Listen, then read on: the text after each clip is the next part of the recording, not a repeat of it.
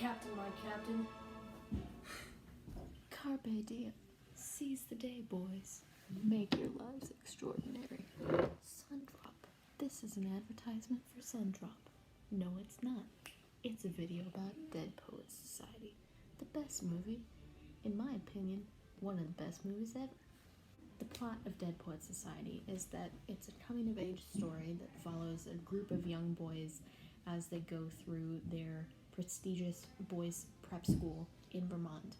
And they have to grapple with faculty that are very strict because this school is kind of a place where their parents pay a lot of money for them to be there. They're there to like make something of themselves, and they're not really there to have fun. And so that's what they're used to, and then suddenly they get a new English teacher who's played by Robin Williams, and his name is Mr. Keating. And Mr. Keating teaches them to appreciate life and every moment that they're given, and the idea of carpe diem is kind of drilled into their heads through him, and he just has fun with them and teaches them in a very charming way. And so it goes through their journey and almost friendship with him as their teacher, and how they gain the confidence to have their own identity and not just do what their superiors and authority figures in life, such as their parents or their other teachers or the staff at the school, are telling them to do. Over the years, Dead Poets Society has gathered a lot of fans because of the aesthetics, the characters, the story, filmography, and the pure inspirational aspect of it all. There's an article from The Guardian that gives this quote. It says, "There are some films that, if you watch them for the first time at the right age, have the capacity to inspire and embolden you. Dead Poets Society is one such film. It's not a film that's cool to admit loving. It's uncynical, idealistic, and hopeful, not qualities that one necessarily associates with film snobs, but what it lacks in critical kudos, it has recouped in audience appreciation.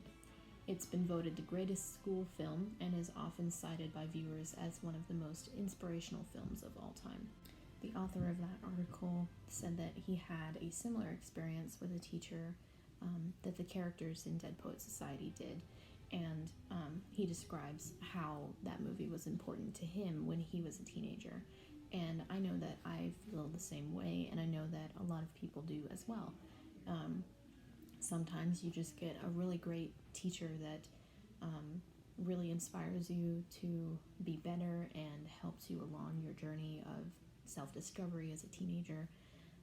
And so that's why this movie is very important, especially for young adults and teenagers as they are learning to have confidence and not just do everything that they're told to do, and learn to make their own decisions for the first time. Technologically, this movie is not super unique. It was filmed in 1989, and because it's a pseudo feel-good, very inspirational coming-of-age story, their main goal wasn't really to wow the audience with anything technological.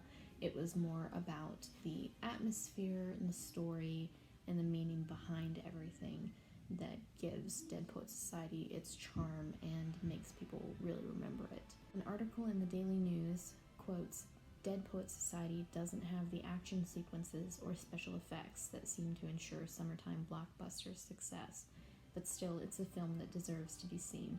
Carpe diem," Williams tells his students time and time again, "seize the day. It's good advice. Seize the opportunity."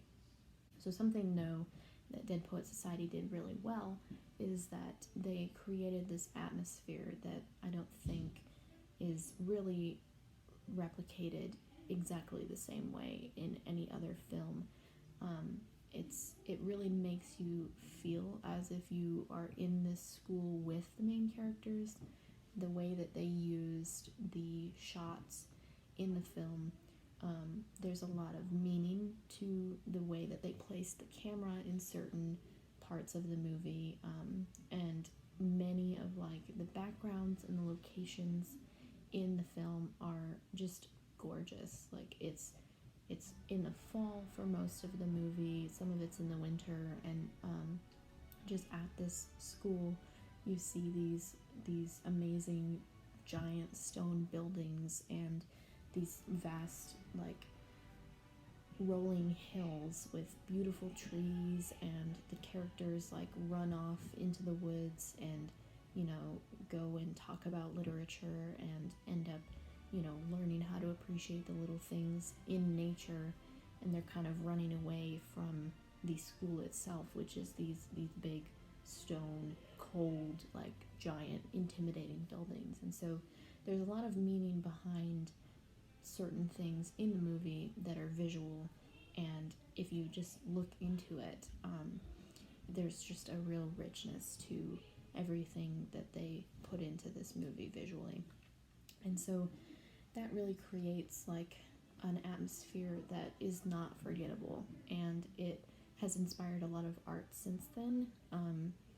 I believe that, you know, there's something very traditionally American about like that whole atmosphere of autumnal New England scenes that everybody just kind of, it makes you feel warm in your heart. And a lot of like paintings and short stories and songs even, and, you know, other films have been inspired by that type of vibe within the story. Here are just a few examples of some of the beautiful scenes in Dead Poets Society that really help to sell the feeling of it, which is a lot of the main like point of the movie, is the atmosphere and the aesthetics and just making the audience like feel something with this story.